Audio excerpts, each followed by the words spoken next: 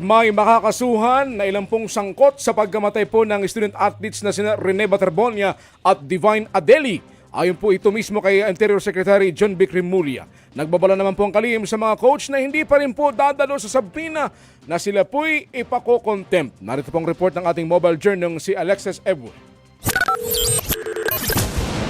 Sa ikatlong araw ng fact-finding investigation ng PNP-CIDG kaugnay sa pagkasawi ng dalawang Ateneo student athletes na sina Rene Baterbonia at Divine Adili, present ang 8 players ng Ateneo basketball team sa PNP-CIDG headquarters. Kabilang dyan sina Travis Roberts, Joaquin Espina at si Kiefer Alas na nauna nagbigay ng pahayag sa isang podcast. Kasama rin ang ilang magulang ng mga manlalaro at isa pang assistant coach. Bumisita rin si DILG Secretary John Vic Remulla sa CIDG para kumustahin ang investigasyon. Ayon kay Remulla, isusumiti nila sa DOJ ang full report sa pagkalunod ng dalawang Ateneo players sa susunod na Martes. Pero ang masasabi ngayon ni Remulla, may sasampahan ng reklamo. The report is not complete.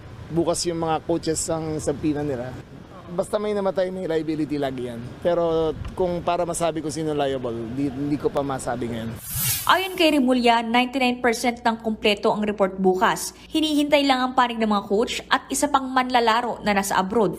Bagamat itinanggi na ng kampo ng Ateneo basketball team na may halong hazing o initiation rights ang nangyaring team building, hindi pa rin inaalis ng PNP-CIDG ang anggulong ito. Merong circumstances na may pagkukulang. There is a possibility that probably they can be indicted for violation of the anti-hazing law. Sa hiwalay na investigasyon naman ng NBI, nakuhanan na nila ng salaysay ang mahigit 20 student athletes. Habang no-show pa rin si na-resign head coach Tab Baldwin at team manager Kimpo sa NBI.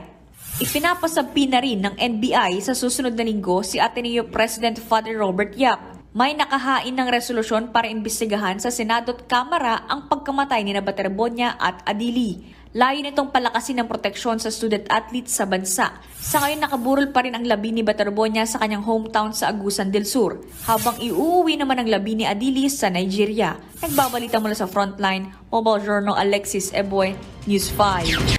Mga kapatid, patuloy po kayong tumutok sa 105.9 at True FM para sa totoong balita, impormasyon, music and entertainment. Mag-subscribe po sa aming YouTube channel at podcast at sundan niyo po kami sa Facebook, Instagram, X at TikTok sa True Network PH. Bisitahin po ang aming website sa truefm.ph at panoorin din po kami sa True TV Channel 19. Kami ang 105.9 at True FM, laging true sa'yo, kapatid! Tayo sa totoo, tunay at tapat.